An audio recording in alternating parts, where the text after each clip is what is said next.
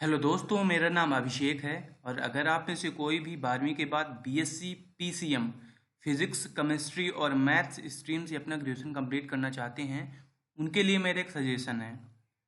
मैंने पीसीएम से अपना ग्रेजुएशन 2017 में कंप्लीट किया।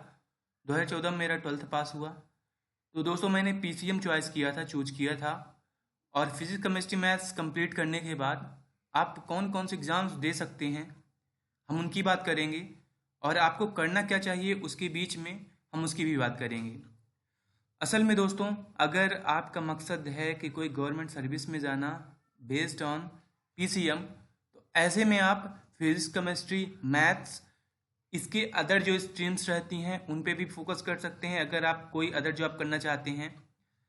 लेकिन अगर आप ग्रेजुएशन बेस पे ही जैसे आप फिजिक्स केमिस्ट्री और मैथ्स को ही एक बेस मान के एग्ज़ाम्स की तैयारी करना चाहते हैं, मतलब आप सोच रहे हैं कि फिजिक्स केमिस्ट्री मैथ्स का जो उसमें सिलेबस रहेगा उसके मुताबिक आप कोई क्वालिटी वाली अच्छी जॉब पाएँ, तो इसके लिए आपको इन कोर्सेज़ को बहुत अच्छे से पढ़ना होगा, तब आपको सीरियसली पढ़ना होगा। होता क्या है कि कई सारे स्टूडेंट्स रहते हैं जो कि कॉलेज में इन सब्जेक्ट्स को या फिर कॉलेज केवल नाम मात्र के लिए पढ़ते हैं। उनको कई बार भ्रमित किया जाता है कि जो आप कॉलेज में पढ़ रहे हैं ये कहीं पे यूज़ नहीं आएगा। लेकिन हाँ, सही बात है, 99% लोगों के लिए कोई यूज़ नहीं रहता।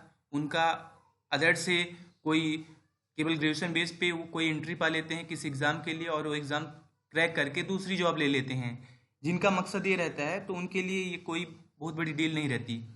लेकिन अगर मान लीजिए जिनके लिए उसी सिलेबस के अकॉर्डिंग कोई भी एग्ज़ाम क्वालिफाई करना है, क्रैक करना है, तो उनके लिए काफ़ी इंपॉर्टेंट रहता है। तो ऐसे में दोस्तों पता होना चाहिए कि फिजिक्स केमिस्ट्री और मैथ्स स्ट्रीम से अगर आप ये कोर्सेज कर रहे हैं तो आप कौन कौन से एग्ज़ाम्स के एलिजिबल रहेंगे और कौन कौन सा एग्ज़ाम आप इसके बेस पे दे सकते हैं। इसलिए आप ये जो सब्जेक्ट्स हैं, खासकर फिजिक्स केमिस्ट्री और मैथ्स, इन पे आप गहराई से अध्ययन करेंगे 3 साल जो आपका कोर्स में रहेगा बीएससी में।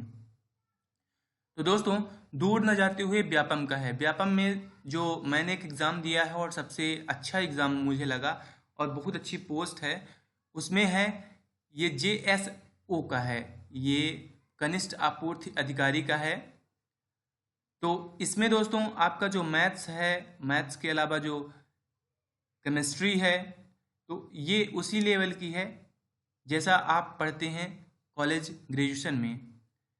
तो जो आप कॉलेज ग्रेजुएशन में पढ़ेंगे पीसीएम में हर एक सेमेस्टर, अब तो सेमेस्टर वाइज नहीं, ईयरली, तो आपको काफ़ी फोकस्ड होकर काफ़ी अच्छे से पढ़ना है और आप साथ में इस एग्ज़ाम की तैयारी कर सकते हैं। तो अगर जो भी हमारे दोस्त व्यापम में किसी एग्ज़ाम थ्रू आना चाहते हैं, बेस बना के अपना कॉलेज की जो डिग्री रहेगी उस बेस पे, तो आप यहाँ पे इसका सिलेबस देखें, इसका आप नेट पे सर्च करें, मैं हो सकता है प्रोवाइड भी कर दूँ अगली वीडियो में अगर आप चाहें तो। आप इसका सिलेबस देखें और इसके जितने भी पुराने पेपर्स हैं और उसके अलावा जो उसकी कंटेंट है, इसका जो सिलेबस है, उसको आप मिलाएं अपने जो डिग्री कोर्सेज हैं, जो आपका बीएससी होगा फिजिक्स केमिस्ट्री मैथ बेस पे, और जितना भी टॉपिक्स रहे आप गहराई से अच्छे से पढ़ें। और मेरा दावा है कि आप इसमें आसानी से काफ़ी अच्छे नंबर्स लाएंगे और आपका सिलेक्शन हो जाएगा। इसका कट ऑफ कोई ज़्यादा नहीं गया था, मेरी वेटिंग आई थी इसमें।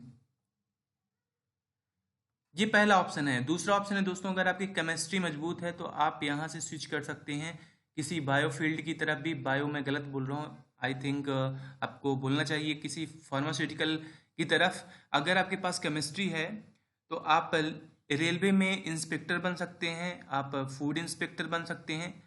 तो उसके लिए भी आपका केमिस्ट्री यहाँ पे ज़रूरी होता है, तो आप इस बेस पे भी बन सकते हैं।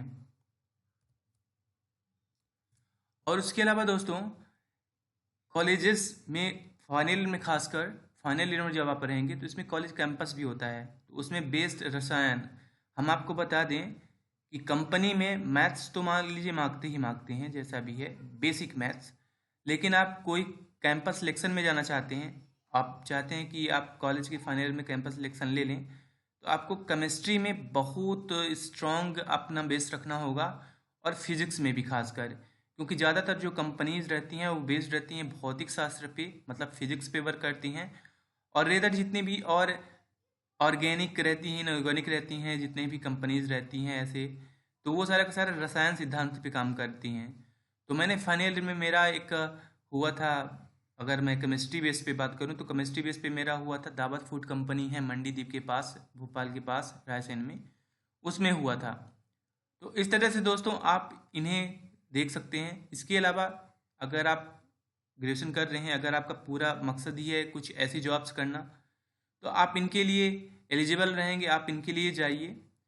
लेकिन अगर आप दोस्तों चाहते हैं कि इसके साइड में कोई भी गवर्नमेंट एग्ज़ाम है आप उन्हें क्रैक करें, तो आपके पास बहुत सारे ऑप्शंस रहते हैं। आप 12वीं से लेके ग्रेजुएशन कंप्लीट होने तक बहुत सारी ऐसी वैकेंसीज रहती हैं जो 12वीं बेस पे आती हैं, आप उनके लिए ट्राई करते रहते हैं, तो अच्छी बात है। उसके अलावा आप